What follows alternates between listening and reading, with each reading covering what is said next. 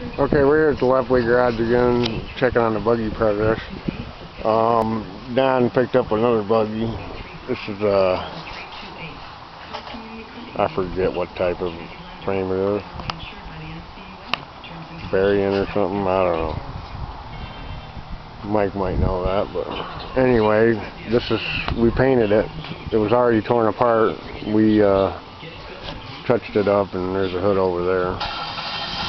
But the progress on the original buggy we were working on, it's going pretty good. It's up on the list right now, getting a new floor pan diamond plate, and it's been painted, and we modified the front end. It's off from well, it was originally the newer wide one coming now. It's changed to the narrow, where the beams are closer together. Anyway, you can see the floor pan.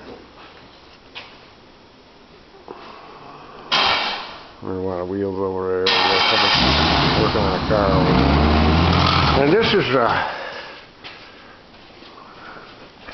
this guy right here, he's in charge of the whole thing.